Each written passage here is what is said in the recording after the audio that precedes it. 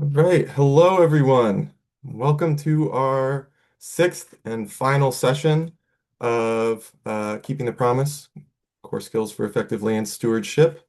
This is a webinar hosted in partnership with the Northwest Connecticut Land Conservancy. My name is Ricky Bentley. I am the program manager at Connecticut Land Conservation Council. As you may know, we're the statewide umbrella organization for Connecticut's land trusts. We're here to support your work through advocacy, technical assistance, and capacity building programs like this series. The series is focused on sharpening the practical skills needed to ensure the enduring integrity of our stewardship programs and helping us all uphold the forever promise we make to the land and our communities. As was the case with the previous sessions, we have the Q&A function at the bottom. Please feel free to type your questions into that Q&A box as they come up. We'll monitor those throughout the presentation. We'll also have some dedicated time at the end to discuss.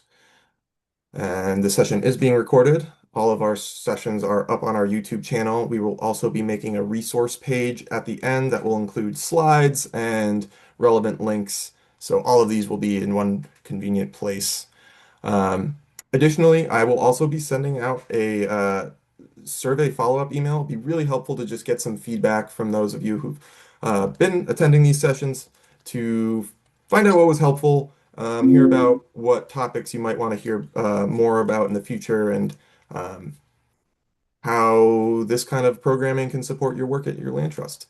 But now it's my honor to introduce our guests today, Tracy and Tim. They will be presenting on legal and civil pathways for encroachment resolution. Thank you both for being here. Thank you, Ricky. And thank you to the council for inviting Tracy and I here to speak with you today. We are both attorneys with the law firm of Carmody, Torrance, Sandeck, and Hennessy, and I'll let Tracy tell you about that in just a moment.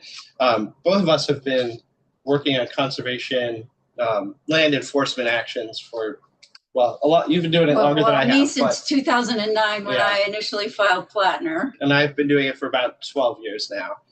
So, you know, it's an important part of our practice, and we really enjoy our work with land trust. So we're excited to be here today talking to you folks. So let's go there. Just a brief background. Tim and I were part of Waller, Smith & Palmer in the New London office, and we merged with Carmody, Torrance, Sandeck, and Hennessy in September of 2025. We are very honored and happy to be part of Carmody. We had been looking, we needed a deeper bench, and we found it. So now we are a statewide firm. We represent land trusts all over the state. We provide services to land conservation, and land transactions, deed and easement preparation, encroachment enforcement, including employment matters and navigating bylaws. Also, Catherine Marion of our firm works with land trust drafting conservation easements and with the IRS filings, and in fee gifting. She represents both donors and land trusts. I'm sure all of you know Linda Francois. It seems like Catherine picks either the donor or the donee, and Linda picks the other one, and they swap those back and forth. So that is very valuable to our practice and to the work of land trusts. And as far as myself, I have been practicing in New London since 1988, and I do general litigation. I started off doing general litigation. I'm really jack of all trades, maybe master of none, but my specialties have really been refocused in these last 20 years on conservation easement enforcement, representing land trusts. I also do a lot of probate litigation. I am the town of East Lyme town attorney, and I love what I do. And I especially love working with Tim. Tim's really the brains behind my operation. And Tim did all of the appellate work really on Plattner. And that's me. So before we go off of Tracy's slide, I'll just give her a shout out because she was the the lead trial attorney for the Lime Land Trust versus Plattner case, which I'm sure some of you have probably heard about before. It was one of, if not the first, case to go to judgment under the encroachment statute 52-560A.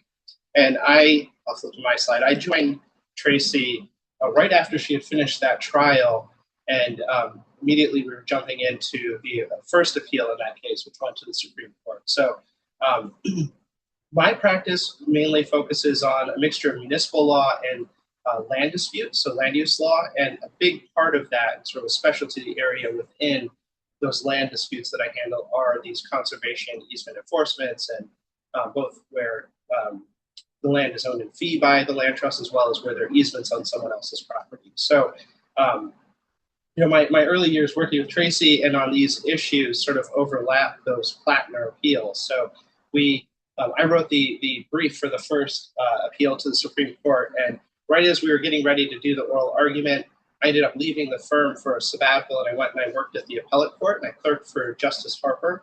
And I was there for about 18 months, and then I came back right as we got judgment from the Supreme Court on that first appeal. So Tracy and I dug back in, went into the remand hearings at the trial court, and then went back to the Supreme Court on another appeal, and then back for more remand hearings. So it was a lengthy case, and you'll hear more about that from Tracy later in our presentation.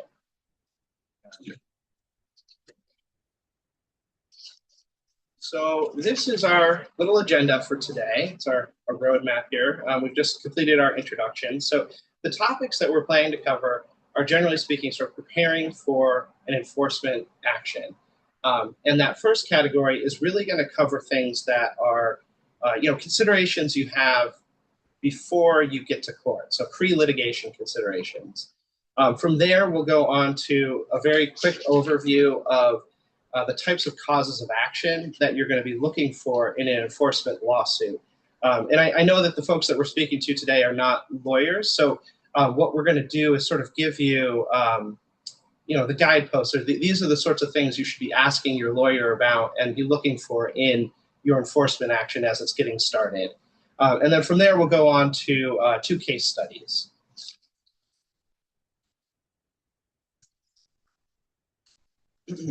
So in our pre-litigation segment, we've kind of broken this down into 3 segments.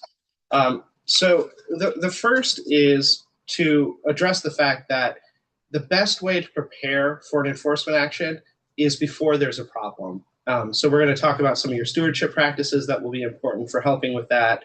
Then we'll take a little look at what do you do when you've discovered an encroachment?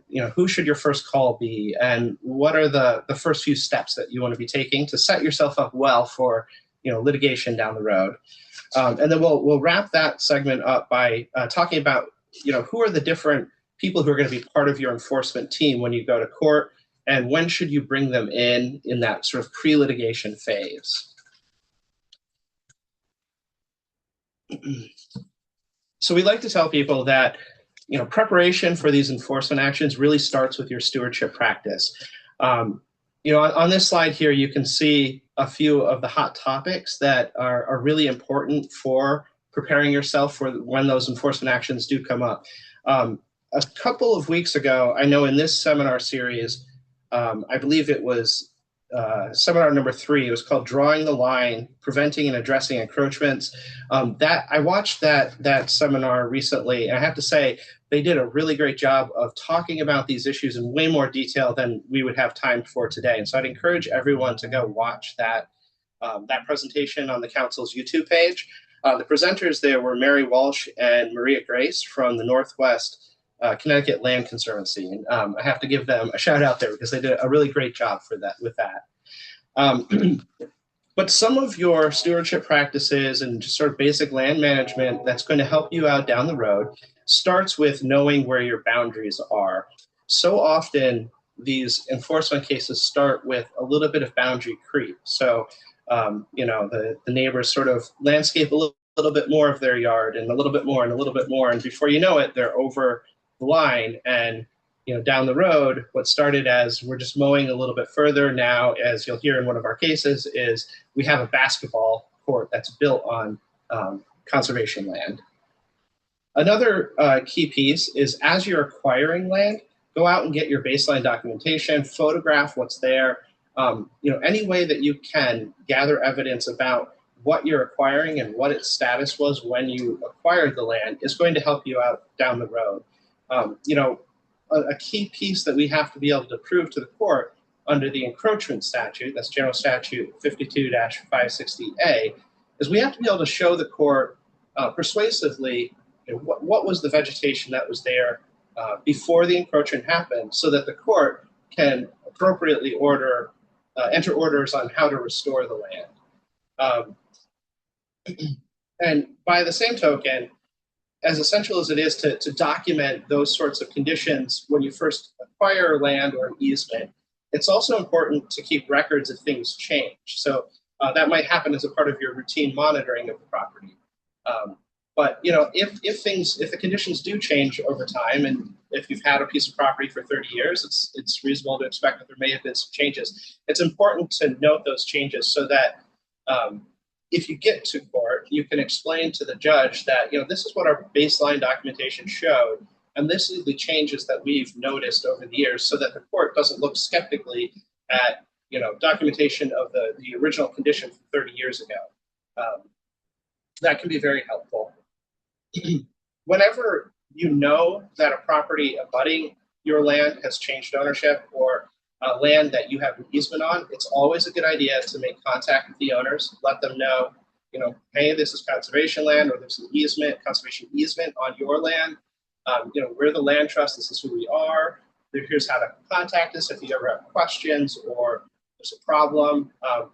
That helps to, one, prevent problems, hopefully, but also it makes it a lot more difficult for an encroacher to claim that they didn't know when they get to court later.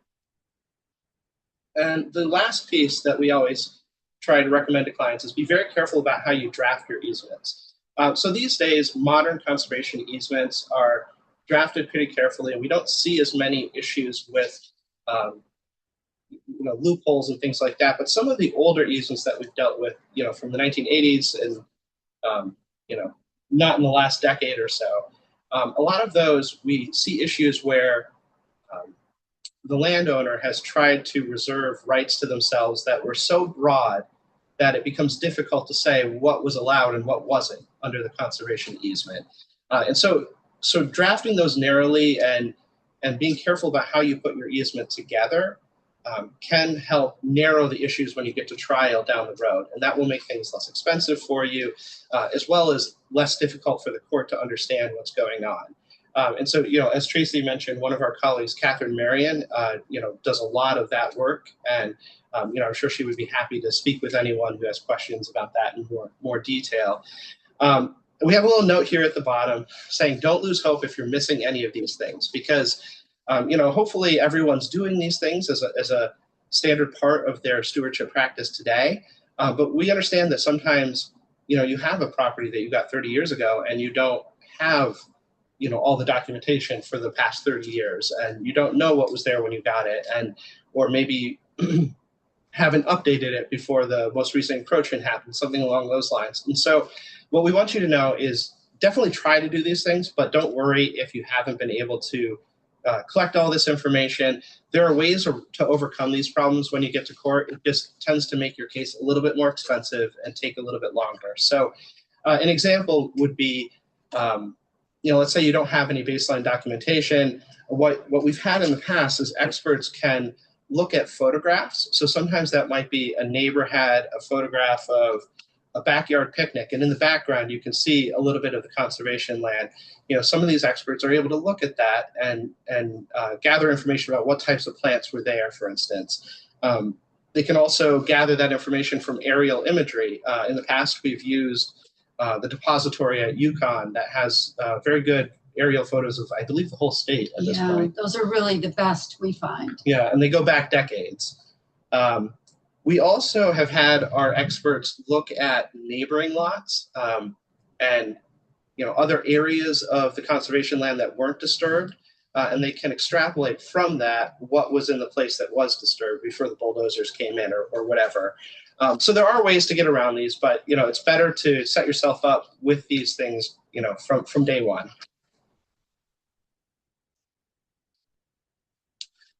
So now you've discovered an encroachment. What do we do? So that other presentation I mentioned does a great job of talking about how to approach encroachments and things like that. And obviously, as lawyers, we're approaching this issue thinking about litigation primarily. So the first thing that we say is that it's a good time to call your attorney and have at least an initial consultation about what's going on. This can help save you money in the long run. I know that may sound counterintuitive that hiring a lawyer at the very beginning will save you money down the road because you're going to be paying the lawyer, but the lawyer is going to help troubleshoot things and issue spot as you go, so that as we bring on experts to help figure out what restoration is going to look like here, and as we're dealing with the neighbors, we don't make mistakes that will either hurt your case down the road or make it so that you have to backtrack and redo things, and it'll save you some time and effort and expense with your experts as well, but also to help better protect your interest when you do get to court. The next sort of headline reminder that we have after talking to the lawyer is if this is an easement, you need to read the terms very carefully. Some of these easements will have procedural requirements in it about what steps you're supposed to take and how you're supposed to notify the other side when there's a claim of an encroachment. And it's really important to make sure that you're complying with whatever those procedural requirements are in the easement, because that can hurt your claim down the road when you get to court if you as a land trust weren't also complying with the easement's requirements.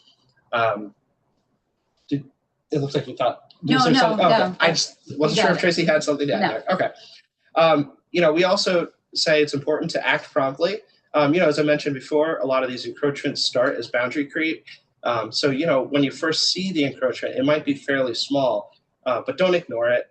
Address it head on, because over time, it may continue to expand, and eventually it's going to be a much bigger problem to address, much more expensive, and much more difficult. The other piece of that is you have to be aware of something called a statute of limitations. So in a nutshell, basically, it's a law that says, after so many years have passed, you can't bring a particular claim anymore. And one of the reasons why we're paying attention to that is in a few slides, you'll learn a little bit about the causes of action that you should be looking for in your enforcement lawsuit. But one of the important ones is something called negligence. We like to include those in these lawsuits because it often means we can bring in the encroacher's homeowner's insurance, which opens up a whole pool of money to help with restoration and may make it possible to settle the case faster and get on to the restoration, which is what really matters, a lot faster. And in that case, negligence is something that does have a statute of limitations, the 2 years there. So it's important to be aware of that. And, that's part of why it's important to act promptly when you notice a problem.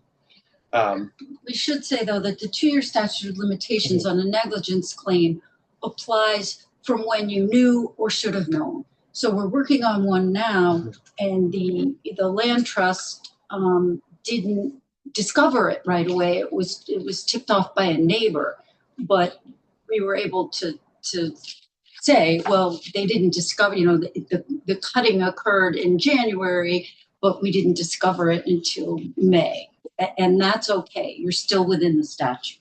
Yeah, that's an excellent point. And that's part of why it's important not to ignore it and to act promptly, so you can dig into it, find out when it happened, and build your argument for, if we are going to potentially have that statute of limitations issue, how can we argue our way around it?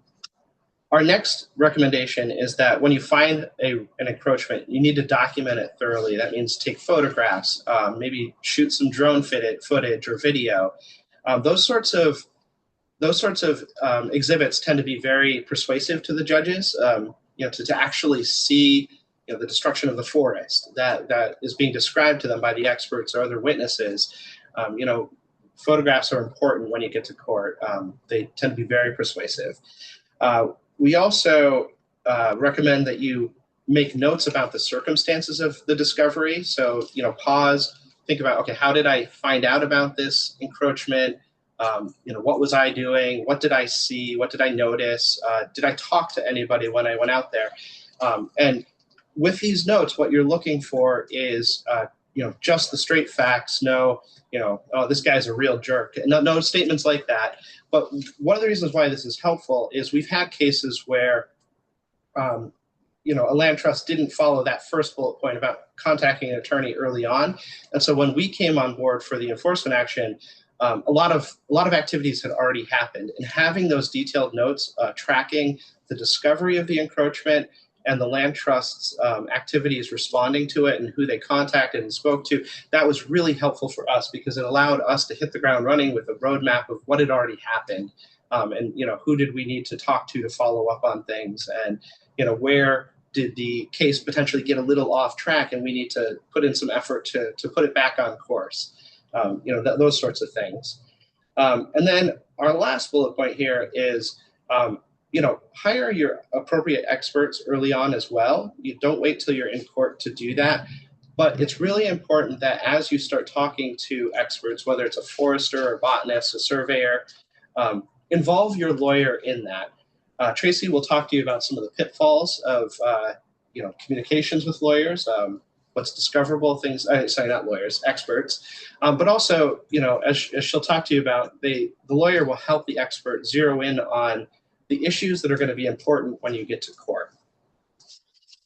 So with that, I will turn it over to Tracy to talk about your enforcement team. So we find that in most of these cases, the judges who are handling these cases and often the defense lawyers have never done a conservation encroachment case, or an open space encroachment case. And we see it as our job to educate them. And, I just had one where a very large Connecticut law firm was defending it. And I happened to know the attorney, and I said, look, I'm going to send you everything that you need because it doesn't help the client or me out of the gate if I come in blazing saddles, acting like, you'll get yours and your client will get yours, because it's good for us if they understand, there's only 4 reported cases in Connecticut. I send all 4.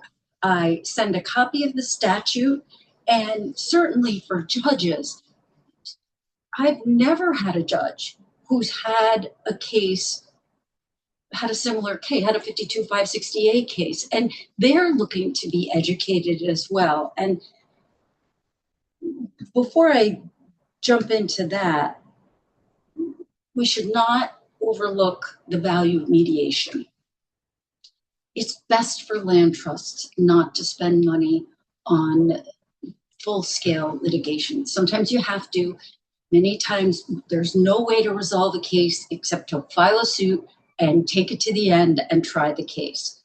But generally, everyone wants to avoid litigation. And whether you go to a private mediator or whether you go to a judge to do the mediation, the Superior Court has a whole mediation system. Many times you can get before a judge almost right away if you file for a prejudgment remedy, which I can talk about a little. I didn't want to get too into the weeds there about that. But it's a good idea to try to go to mediation and resolve it because there's certainty in mediation. You could get a judge.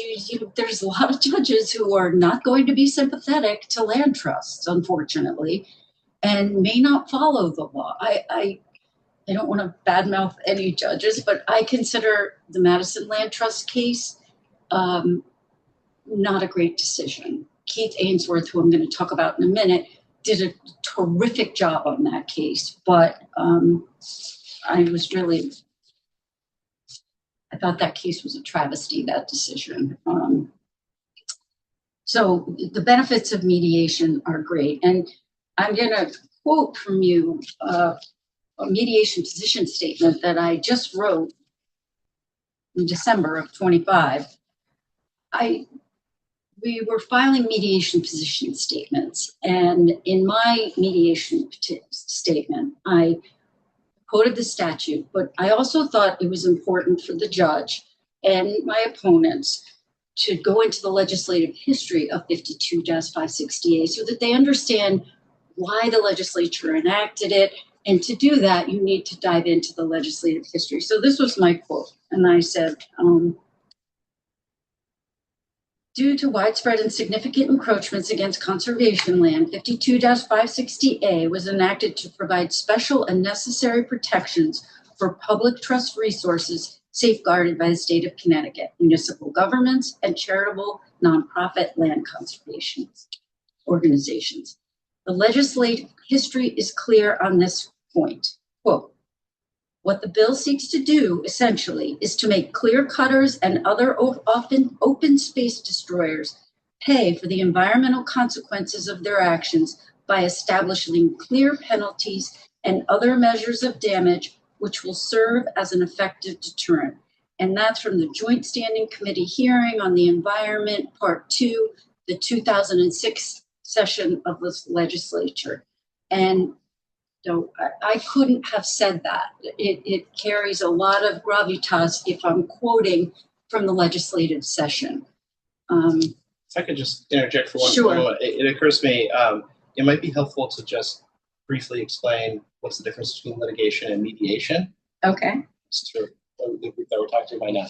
Okay. Legal background. So litigation is you file suit right away. Mediation is you try to resolve it with a professional mediator. So there's many retired judges in Connecticut who are professional mediators. There are also, you can mediate through the Superior Court.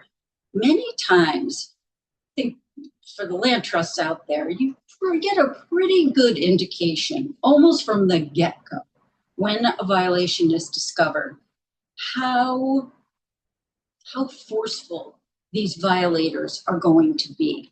And whether you're getting cursed at, screamed at, you're getting calls from lawyers, we all tend to know right away where we're going to have a real big fight, where people will say, oh, I'm so sorry, just let me try to restore it.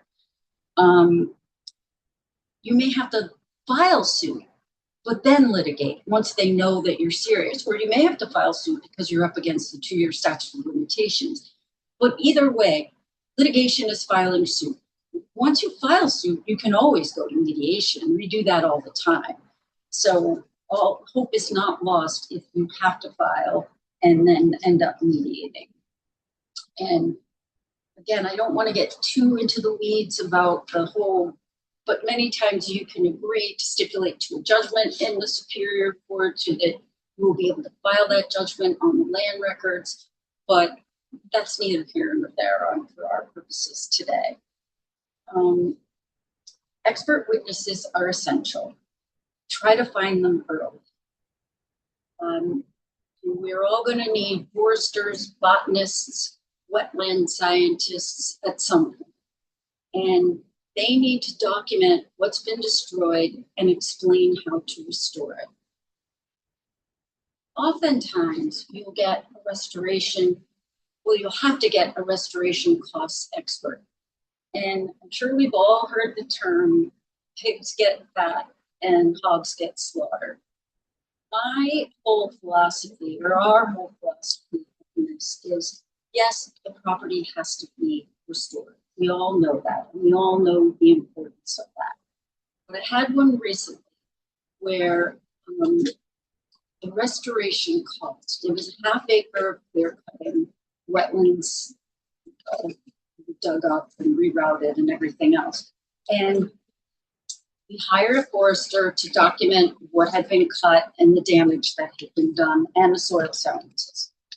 But the cost to restore it was so exorbitant that from one of those experts, again, I'm trying to be vague because I can't really talk about that case yet. But it was so high that it shocked me.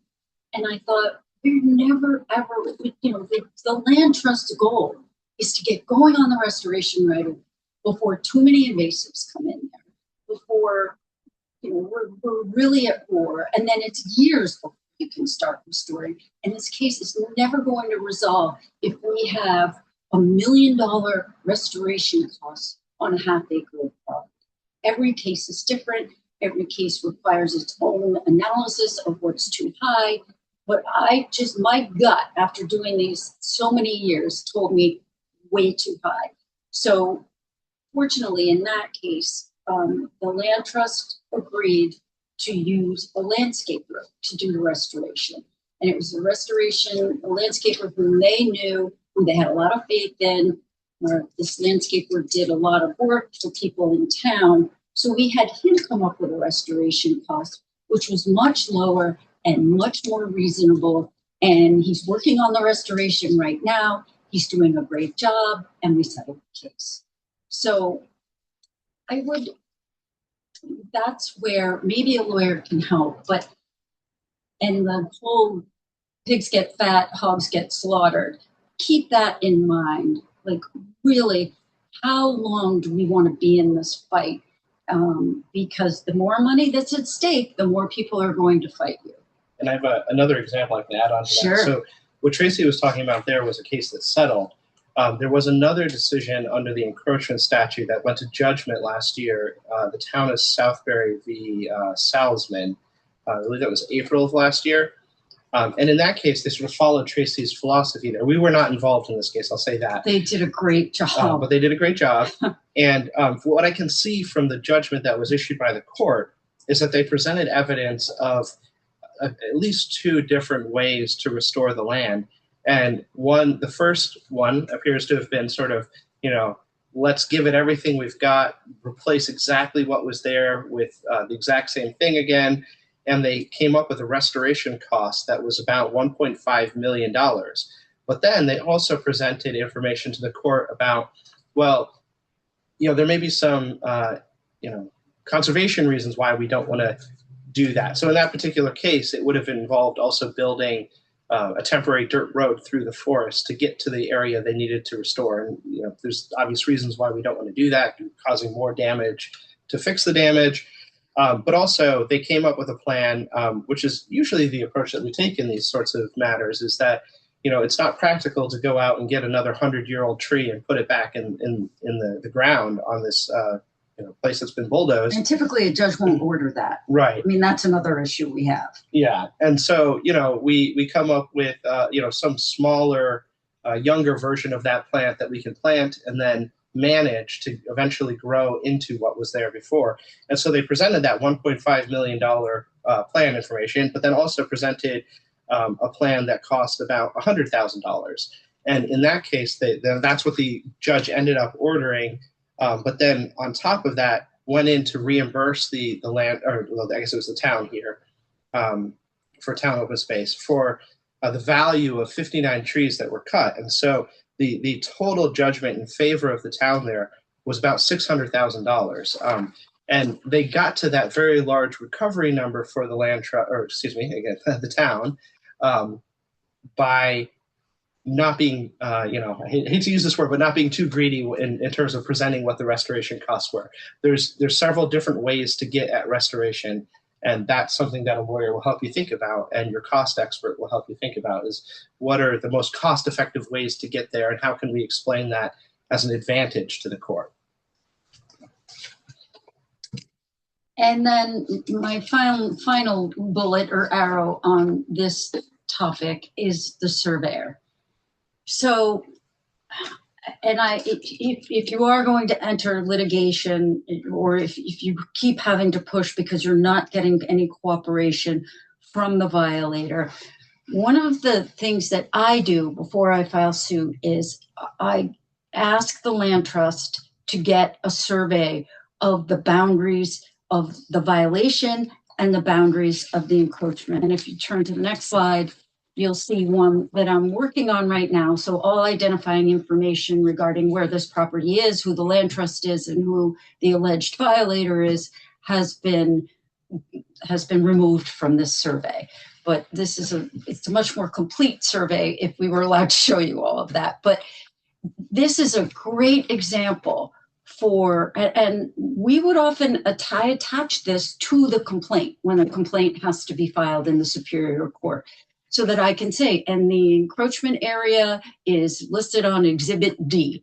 And right away, a judge, the other side, anyone who cares, can see, oh, there's the house. there's the property line in bold. This is where the conservation land is. And the wall is on the southern portion of this property. So you can see, oh, it's a half an acre. Oh my gosh, he put his fence up on our property meaning the land trust's property. And this is a great visual that no one could really, a picture says 1,000 words or a survey says 1,000 words. In this case, before we were hired, the land trust had gotten to survey itself. But when I saw it and when I was drafting the complaint, I really like this surveyor, so I'm not criticizing anyone. He does a great job. We've used him before, but this one was off. And I was able to pick up the mistakes in that survey. There was a subdivision map and there was an original map, and he didn't find them both. And I was able to say, you can't really see where the fence goes, and can you make that darker? And so that it's more for litigation purposes than for land trust boundary purposes. Can I say? Yeah, do it, Tim. Yeah. So one thing that I'll add to this is when I was talking before about having the importance of having photographs and things like that to illustrate for the judge what's happening.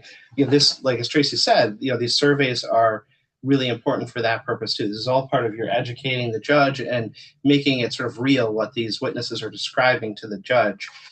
One thing that you might have heard of in these cases is something called a motion for a viewing.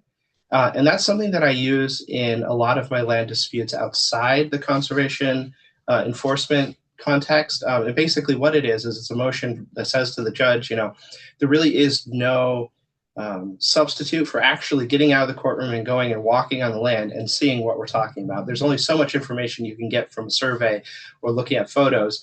But one of the reasons why I hesitate to do it in a case like this is that, for instance, I believe it was in the Madison case, the judge did a viewing of the property, and the judge went out and in the decision essentially said, enough time has come back. I can see vegetation is growing back. Nature is taking its course. To quote Jurassic Park, nature finds a way. That's right? Often a huge defense. We don't need to restore it. It's restoring itself. Right. That's the oldest trick in the book, frankly. And we dealt, the Plattner case went on for so long. We dealt with that a lot during the remand proceedings after the first Supreme Court appeal. And the problem with that, which I'm sure all of you have spotted, is that the judge noticing that vegetation is growing up, doesn't distinguish between what's actually growing there versus what was there before. So, when you have a clear cut, you might have a lot of invasives come in, and what the judge is seeing growing back, a year or two later is not what we want to restore there. And so that's why, you can do those sorts of things, a viewing, but you want to be careful what you're triggering here. So, know what the land looks like before you take the judge out there to see it. And if it looks like, maybe this judge might think like, oh, it looks like it's all growing back, everything's fine, we can move on. Then I would try to avoid that and lean more heavily into the photographs. So those visual aids, that's part of why they're so important. It's sort of, the land can, it's living, it's going to change over time. So I'll send that back to you, Tracy. So with the boundary, before we move on, and this survey, you can stay here, Tim. Oh, okay. One thing that I want to bring up is that we know that many land trusts mark their boundaries with the land trust tags, and that's good, and that's great. But many land trusts, can't afford that. Many land trusts have hundreds of thousands of acres under conservation, and there's just no way that they can possibly do that. They don't have the manpower or the woman power, and so you do not have to mark your boundaries in order to have a good encroachment violation case. The law is clear. The statute is clear. Yes, we love it when you can do it, but if you don't do it, that is fine. All is not lost. You don't need to worry about it. It cannot affect the enforcement of 52-560A that boundaries are not marked or your boundaries are not marked. Um, so some practice tips, and I'm not going to do the first bullet because we've already talked about the advantages of hiring a lawyer early. But I will say that, look, we understand that land trusts are nonprofits. We're all for the cause of conservation in Connecticut and stopping violations, and I've dedicated most of my career to doing that. And so we charge nonprofits our nonprofit rate. We and so we're happy to consult, and even if we never hear from you again, on what should we do now in order to avoid any further problems. I mean, a good example that I have is the one that I just resolved in December, is that the landowner initially acted apologetic and said, "Oh, I'm so sorry, and I didn't know where the boundary was," which is also a common refrain. And I mean, that seems to be all the time, frankly, in the ones that go to litigation. I didn't know where the boundary was, which is not a valid defense, but either way. And so the land trust in that case started to work with him, and they got the plan and they gave it to them, and they started to restore it. But then, oh, they're not watering it. Oh, he didn't get all the plants that we said they needed there. He didn't restore the wetlands like he said he was going to.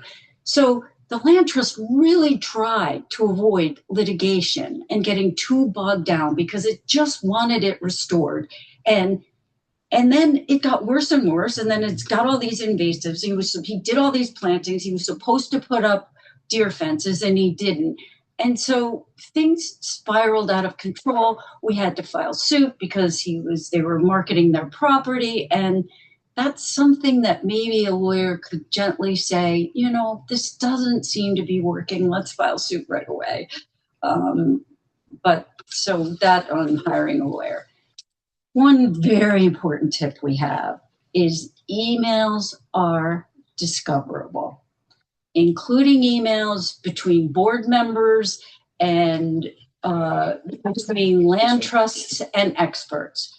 Even emails between lawyers and experts before and during litigation are discoverable. And many people do not know that. And I can tell you from the Plattner case, which I'm going to talk about shortly, there were some unfortunate emails, and it was they were entered as exhibits, and it was frankly a little juvenile banter. And did it lose the case for us? No, but we would rather not have had them. So that's one thing. And I realize your board members get upset, your stewards are upset, and emails may be going back and forth, but we've had a saying here since the day I arrived in New London in 1988, never write an email, ever, unless you want to see it on the front page of your local paper or on the Hartford Courant or the New York Times or whatever it is that you read. And I think that's a good lesson for all of us, because we all get angry. We all want to fire off an ugly email. And I just ask that you stop and think, am I going to be proud if this gets read at a trial someday? Before I read about receipts, Tim, go on. Well, I just wanted to add, for anybody who doesn't know what it means when we say discoverable, we're talking about the discovery process in a trial. So when you're in a lawsuit, there are court rules that allow the other side to serve demands for information on you. And when that happens, they can request documents such as emails. So if an email is discoverable, it means we have a legal obligation to give a copy to the other side, which is, so Tracy referred to those emails ending up in evidence. That's how the other side got them. So. And in the very first thing that's going to be done after you disclose your experts in litigation is they're going to be subpoenaed to a deposition, and they're going to be told to bring their entire file. And that is every email, every letter, everything, every draft of every report has to come. They'll sometimes even ask for the metadata regarding those reports because they want to see exactly what changes were made, so that I'm tempted to make track changes and say, do this instead of this, but I have to think, oh, is it me drafting this report? Is it the expert drafting the report? And it's just a good reminder before you've got a lawyer, if you're hiring a soil scientist, any sort of expert, that anything, any email, anything you send to that person is going to be discoverable someday. And we should just be careful in that regard. Before I talk about receipts and proving a case, I'm going to jump down to defamation. So I can't talk about the case, but the specifics of the case, but I can, or tell you who the land trust was. But I can tell you that a defamation action was filed by a violator against one of the land trusts that we have worked for because they sent out a newsletter. And in that newsletter, now, granted, there was no case filed yet, nothing was proven yet. You're freer to talk about a case once it's been reported. Like Plattner, we gave quotes from the judge. But nothing like, we did not have a judgment in that case. So we're just alleging certain facts. And we have to be very careful never to defame anyone. I understand that you have probably donors who are very upset about violations, and you may want to be reporting to them what's going on. You may want to put something on your website. You may want to do a press release. I urge you, do not do it. And if you feel like you must notify your community somehow, just run it by your lawyer first. We knew nothing about this newsletter that was going out because we would have said, do not do it. And that's another thing for land trusts. You should make sure that you have liability insurance to protect you and your board members in the event of a defamation action is filed. Because in the case that I'm speaking of, the land trust did have liability. This is not terra firma insurance. It has nothing to do with the actual violation itself. It has to do with director and officer coverage or liability coverage for the land trust itself. And luckily that the land trust didn't have to pay for that action because we were defended by our insurance company. But it was a big distraction, and it was very upsetting for everyone in the land trust. No one meant any harm. They were just upset about this very egregious violation. They knew their donors were upset. They knew that everyone in town was upset, and they were trying to handle it. But I urge you, before you try to handle something like that on your own, to show whatever it is you want to send out to your lawyer first. And this is a little bit of a throw-in because I realize that many of you are not lawyers, but the importance of receipts for proving your case. So we can talk about that a little bit more when we get into Plattner, but what we often do in discovery when we file questions and ask for documents to the other side is we ask for all the receipts that they have on whatever landscaping, tree cutting, wetland removal, whatever it is that they were doing that caused this violation. We can often prove our case by their receipts. And that's something that you should hold out hope that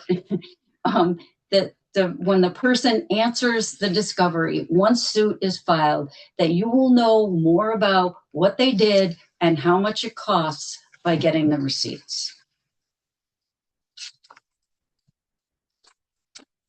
Back to Tim. Yeah, so legal enforcement mechanisms. So this is just, so keeping in mind that this audience is not full of lawyers. This is meant to give you sort of the signposts. Like these are the causes of action that you should be asking your lawyer about when you file an enforcement action. So essentially, in Connecticut, what we have is, well, let me back this up a little bit. So the key document that you have to start a lawsuit is something called a complaint. And in your complaint, you'll break your legal claims down by different counts. So in Connecticut, we have something called alternative pleading, which allows you to assert multiple different legal theories of your case. And essentially what those are called in Connecticut are causes of action. So the four that we have listed here: negligence, general statute, section 52-568, it's the encroachment statute. Also, the General Statute 22A16, which is the Connecticut Environmental Protection Act, as well as trespass. Those are the four causes of action that we generally see in these cases being brought by the land trust. So you should be aware that these things exist, and know to ask your lawyer about them. With that first one, I mentioned this earlier, that one of the reasons why the negligence claim in particular is important is that can open the door to insurance coverage on behalf of the defendant. So, with our goal being to get to restoration as soon as possible, that often is something that eases the process of settlement so you can move on to your restoration sooner. As we talk about these cases, we almost exclusively, Tracy and I, talk about these as encroachment cases under the statute and 52-560A. But you should know that these other claims are generally in these suits too. So with the encroachment statute, the relief that we're looking to get there is an injunction from the court which orders restoration. It also has provisions in it that allow for the land trust to recover its attorney's fees and court costs. And also it has an important component where there are particularly egregious encroachments or willful encroachments. The court can order punitive damages of up to 5 times the cost of restoration. So that's a pretty powerful mechanism, and can really be helpful to land trust to get that kind of punitive damages award. So for instance, I mentioned before there was that case where restoration was about $100,000. You could see how very quickly that would add up to a significant sum if you're multiplying it by 5 there. So the next one that we have on our list there, General Statute 22A16, is somewhat similar to the encroachment statute. It's another avenue to get to an injunction, recover attorney's fees, things like that. Excuse me. And trespass, the last claim there, is really a good vehicle to get towards damages, recovering money that will help you with your restoration. So I won't go into too much more detail on that. We can just move into our case studies, but just know that these things exist, and you're going to get these slides later on. So keep that in your file somewhere, and when you're contacting your lawyer to do an enforcement action, ask about these things. Here's something I do want to say about the negligence cause of action. Most lawyers, and certainly homeowners, never think to notify their homeowner's carrier. And it helps land trusts. When I just resolved the one in December, we resolved it for a very good sum of money that will enable the land trust to do all of the restoration it needs to do on this conservation easement, because the land trust just decided that they wanted to do it themselves rather than trust the homeowner to do it, and that was part of the settlement. But we received half of the money to do that restoration from the insurance company and the other half from the violator. And many people don't think of it. So when I talk about educating defense counsel, the first thing I say is, did your client notify their homeowners? And they're like, what?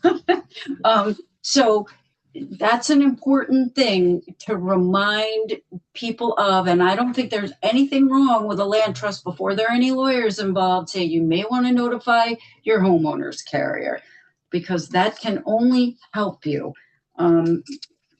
get more money, frankly, to resolve your cases.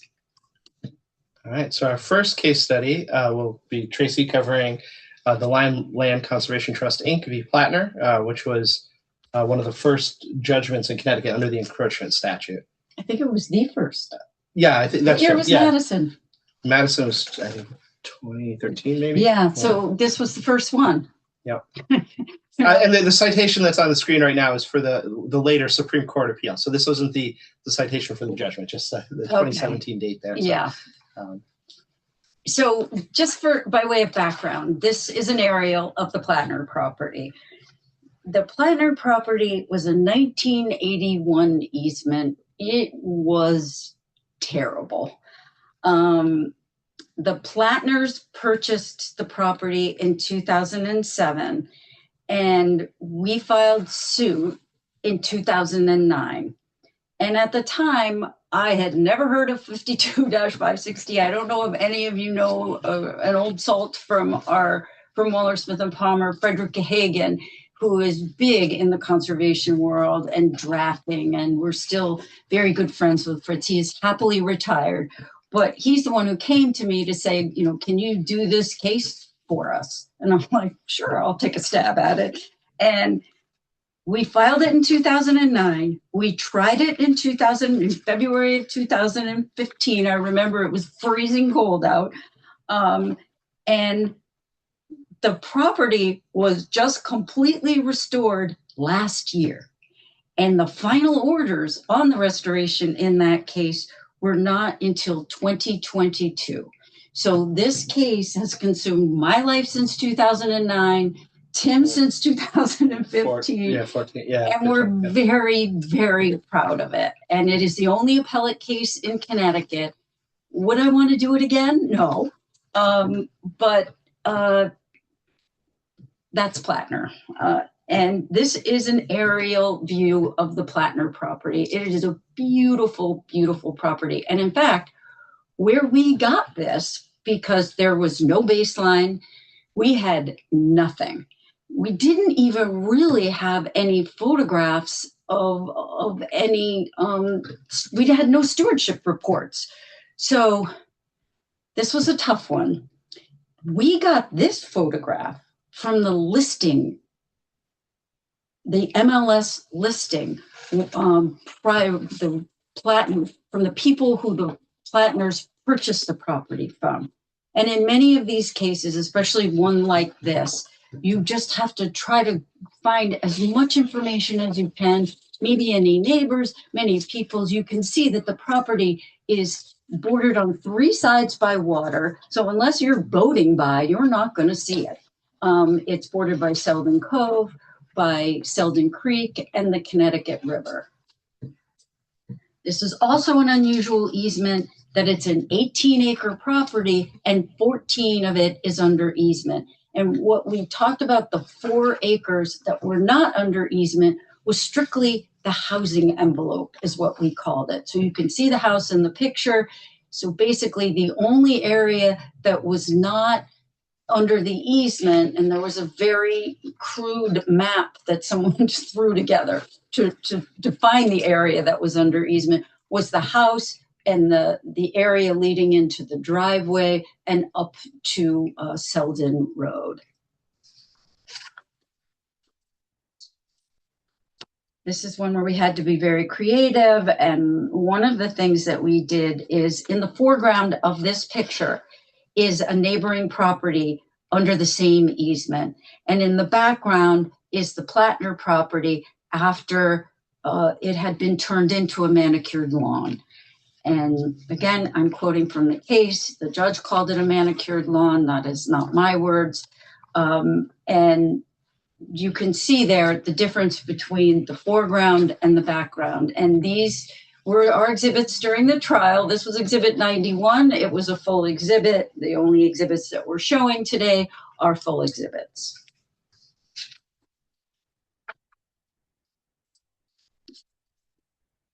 This next slide is the woodland area, and the easement provided that the woodland should remain in its natural state. That was clear. It also reserved the right in the homeowner to mow. And we fought about that for years and years. And this is a quote from the Honorable Joseph Q. Koletsky, who has since departed this mortal coil. And he said, as to the woodlands located in the protected area, defendant has destroyed considerable vegetation over the last few years, well beyond the exercise of a reserved right for mowing of grass, for the simple reason that there was no grass. You can see what was done to it in the picture of the right, and the picture on the left is how it looked beforehand. We can go on to 17. This is such a great exhibit, these pictures. So the picture on the right was before, oh no, they were both after 22.5 tons of sand were brought into the property to create what the judge called an artificial beach. And logs were placed to create the boundary to this beach. And the defendants denied that they brought in sand or worked with the beach at all. And that was a big fight in this case. And when I talked about receipts, there was a receipt of 22 tons of sand by the landscape, 22 and a half tons of sand that the defendants were charged for sand brought into the property. We had pictures of dump trucks going in.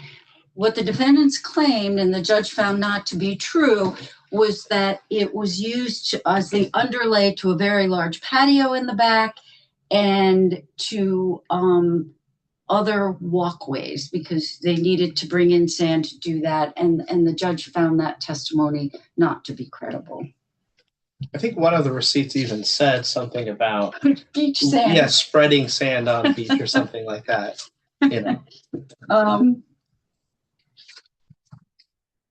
So before we move on to case study number 2, I just want to give a big shout out to Keith Ainsworth. This was Keith's case. He tried it last summer. He did a brilliant job. I think most of you know Keith, and I'm not violating his privacy because he's been very open with everyone that he is very sick and he has shut down his practice. He sent us all of his clients. This is not how we want to get our work. Keith and I have known one another for many, many years. We've traded secrets. We've traded trade stories. When I saw this case, I called him immediately to congratulate him. He really is the best. And I just want to say, I wish him well. I'm sorry for all the land trusts.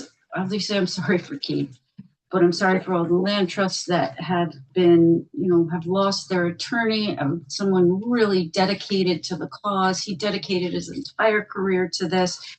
And that I think you can all join me, for those of you who know Keith, in wishing him well. Yeah, Keith did a very good job with this case. The second case that we have here is the North Branford Land Conservation Trust, Inc. Via Mascari, and that's a just about almost a year old decision from Judge Blue out of the New Haven Superior Court. I just don't want to interrupt you. So I just noticed it's 1:03. I know we're scheduled from 12 to 1:30. I realize that many of you have to get back to your lives, so we'll try to work quickly through this so that we have time for questions. But if people have to sign off, we understand. And if you miss the tail end of this, you can catch it when it gets posted on the council's YouTube page as well. But you should all read this case because it's a great case. Yes. So I'll jump right in. So the encroachment that the land trust was dealing with here was about 1,175 square feet. This is the most recent judgment that's under that encroachment statute, 52-560A. The basic facts here were that the land trust owned land that was adjacent to the defendant. I believe that the scenario here was essentially a residential subdivision with some open space wrapping around it, and the land trust owned that open space, the conservation land there. So this case started as boundary creep, I believe, would be the best way to describe it. So they sort of slowly expanded into the conservation land that was behind them, first with a swing set, and then later they built a basketball court that had a substantial retaining wall that supported the court. It was 60 feet long and at its highest point, 7 feet high. So it was a substantial encroachment. And it was there for at least 6 years before the encroachment was noticed, and that was an issue that the defendants tried to gain some ground on, but essentially the court ended up rejecting it in this case. The irony here is the way the encroachment was found is that the encroachers themselves apparently called the land trust to complain that there were ATVs racing back there on the land. And when the land trust went to go investigate, they discovered the encroachment. We unfortunately don't have any photographs from this case. We're not able to access the electronic exhibits on it for some reason. But in looking at a Google Street View of this general area, it's easy to see how the land trust didn't notice the encroachment. There's a lot of very tall trees and bushes that are right along the road there. It's very difficult to see the encroachment from the road as you drive past. In this case, the land trust brought those 4 claims that we talked about on one of our earlier slides. They had their negligence claim, their claim under the encroachment statute, the 22A16, as well as trespass. So this case is great because you can see in there, the presentation of those 4 claims. And the other reason that we like this case is that the defendants here made a lot of the defense arguments that we commonly see with these claims. And, quite honestly, there isn't a lot on the law here that is surprising as a lawyer, but it's very helpful to have this case because the judge here dealt very clearly with those arguments that the defendants were making and shot them down. And so now going forward, we have a case that we can quote and cite to when we're trying to explain to the judge or opposing counsel why their defenses are not valid and they should be working on a settlement, more along the lines of what we're looking for. And I have to jump in. Yeah. I was watching this case very closely and talking to Keith a lot because this case, I thought it was going to get appealed. These people fought this tooth and nail every step along the way. And so this case has not been appealed. This is the law of the state of Connecticut. Yeah. And like we said, Keith did a great job here, and the result that he got for the land trust was $120,525 in restoration costs, about $46,000 in attorney's fees.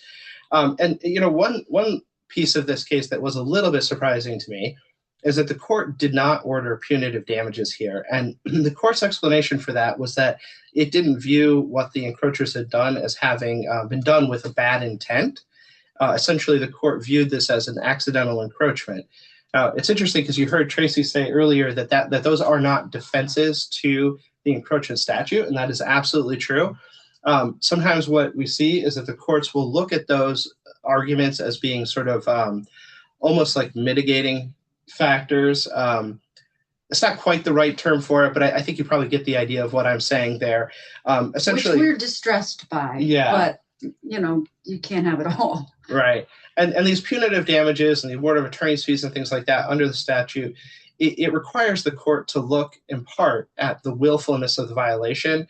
And so, reading between the lines here, I think what the judge was trying to say is that it didn't view this as a particularly willful violation, and that's why it gave credence to those things. But you should know that if you're hearing a defendant say those things, those are not valid defenses to the statute, but it could result in the court lowering the ultimate punitive damages if you're able to get that. And it often does, because many times they may believe, I didn't know where the line was, even though we have an obligation to know where our lines are. So some of the key defendants' claims here that we're going to talk about, they raised a lot of different issues, and I'm going to focus in on just a couple that are important here. The first is whether there was a statute of limitations that would block any of the land trust claims here, as well as disputing ownership and boundary line location. Flip to our next slide here. So I'll start with their claims that were about disputing ownership and boundaries. So they raised a legal claim called equitable acquiescence, and another variation on that, asserting that there was some kind of boundary line agreement. And Tim, can I stop you there? Tell everyone about the specific, was it a 60-foot wall and a basketball court? Mm-hmm. What else did they put on this? Well, essentially, when by the time it went to trial, my understanding from the case is that it was essentially the basketball hoop and the retaining wall. But prior to the installation of that, there had been other smaller encroachments, like a swing set. They've been mowing back. It was sort of, I think it looks to me like it started like that classic example of boundary creep. They mowed a little bit more and a little bit more and a little bit more. And next thing you knew, they had a basketball court. So these claims, equitable acquiescence and boundary line agreement, those are claims that we often see. So, essentially what they're saying is, we didn't really know where the boundary line was, and you didn't know either, land trust. And so, we mowed up to this point and you accepted that. You never objected. So, therefore that should be where the court decides the property line is. A good classic example of this is, if you drive down a residential street, you look at folks' front yards, one yard generally is going to blend right into the next one. And, everybody knows there's a property line somewhere between those two yards, but generally speaking, we don't know exactly where they are. And so, the classic example is Sally goes out and she mows up to a certain point where she thinks is the approximate location of the property line. Next day, Bob comes out and he starts mowing exactly where Sally stopped. That where they've chosen to start and stop mowing maybe a foot or two past the property line, and they just don't know it, but they've both sort of agreed or acquiesced to that being the location of the property line. And so that's sort of an easy way to understand what was going on here. What the court ended up saying here that's helpful for land trust going forward is it made clear that these are really only arguments that get traction when there is some good faith dispute as to the location of the line. And here what you see is when you got into the land records and the maps that were on file with the town, it was very clear where the boundary was. And there was no acquiescence on the part of the land trust here because as soon as they discovered the encroachment, they acted on it. They acted diligently. And so the court credited that and said, we can't say that just because there was a 6-year delay that they've acquiesced to the basketball court being there. As soon as they found out about it, they acted on it. And so the court threw that out. And that's helpful to have a court having analyzed it in detail and rejected it like that, because, going forward, when Tracy and I or any of you see those, your lawyer will be able to respond to it by citing this case and using that to help further your case and defeat those arguments. The other big claim that came up here was the defendants claimed that they had a prescriptive easement over the land that they had occupied with this basketball hoop, over the encroachment area. So I think more people generally have heard of adverse possession than prescriptive easement. And I'll go into a little bit more detail on the next slide about what those things are. But the key takeaway here is that there is a statute that provides immunity to land trusts against adverse possession claims. And the title to that statute specifically references adverse possession. It doesn't mention prescriptive easements. I'll show you the text of the statute. That's the key language. And, as a land use lawyer, it's always been clear to us that it covers things like prescriptive easements. But the nice thing now is we have a case that says that. So there's no more arguing about whether that was just some lawyer's interpretation. A court has decided that the statute equally applies to prescriptive easement claims as well as adverse possession. So let's talk about what those claims are real quick. So prescriptive easement and adverse possession are essentially sort of two sides of the same coin, but they get you to different places. So in both cases, it's the essential claim is that I've been using someone else's land for 15 years, and there's some other things you have to prove. But because you've been doing it for 15 years, that now gives rise to certain rights. So in adverse possession, you're saying that you've occupied it, you've used it as though it was your own land, and so now you own it. So you're claiming I used someone else's land for 15 years, so now I own it. Sometimes when I'm dealing with these cases outside of the land trust context, I have clients refer to that like, oh, you're talking about squatters' rights. So you might think of it that way if that's helpful. On the prescriptive easement side, you're saying essentially the same thing, except you're not claiming to own it at the end. You're saying I used someone else's land as though I had the right to do so. For instance, you thought you had an easement to use someone else's land. And so now I have the right to keep using it the way I have been, but I'm not claiming to own it. So they're very similar, but they get you to different places. One ends in ownership, one ends in an easement. Now, at the bottom of this slide here, I've quoted the statute 47-27B, And what it says is no length of possession, use, or occupancy of land belonging to a nonprofit landholding organization, so a land trust, shall create or continue any right into or to such land. So that language, as a land use lawyer, tells me that that covers prescriptive easements. But if you were to actually look at the full statute, I've only quoted subsection B here, and only a portion of it, really. If you were to look at the entirety of that statute, it generally is speaking about adverse possession. The title of the statute only references adverse possession. And so defendants were trying to argue that somehow meant it didn't apply to a prescriptive easement claim.